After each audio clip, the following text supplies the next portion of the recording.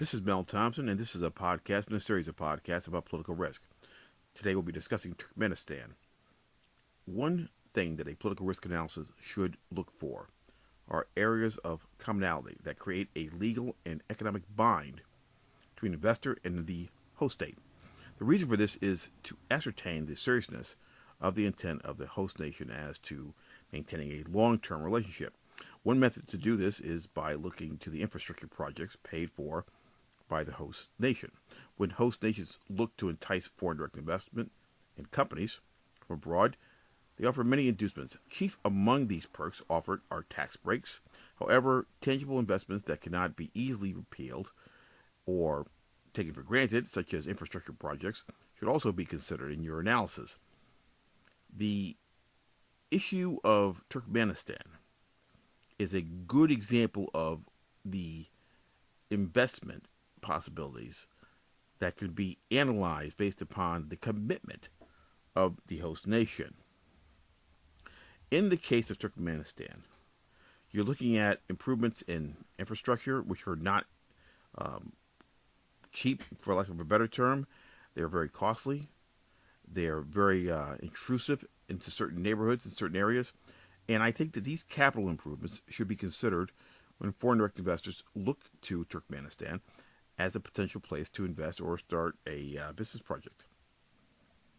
The overall issue of outliers or even major indicators or any type of item, issue, law, reason, thing, anything at all that would possibly give you a red flag, good, bad, or indifferent as to the intent of a host nation is something that needs to be found within your research, your due diligence when you're doing a political risk analysis.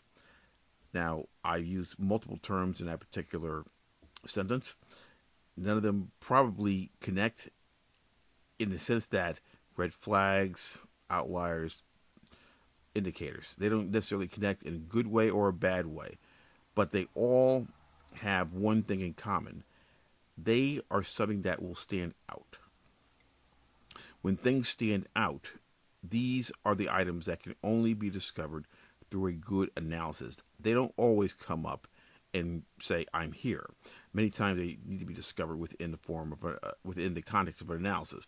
Turkmenistan is one of these places where you need to look into it deeply and understand the reasoning behind their interest in trying to attract foreign direct investment above and beyond the economic reasons.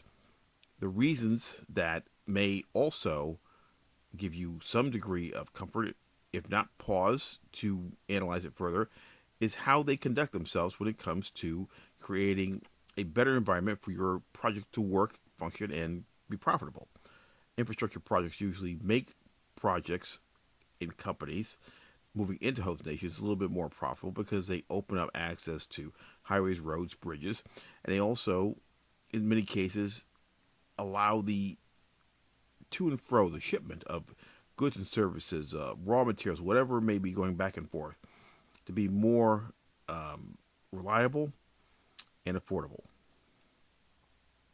So, if you look at the case of Turkmenistan, you can certainly see that the limits on foreign control are not necessarily the biggest issue here. The biggest issue is what they have opened up or what they plan to open up based upon each individual project. There are problems with foreign control where they do restrict it and they do change the nature of the market and the possibility of your potential project being profitable.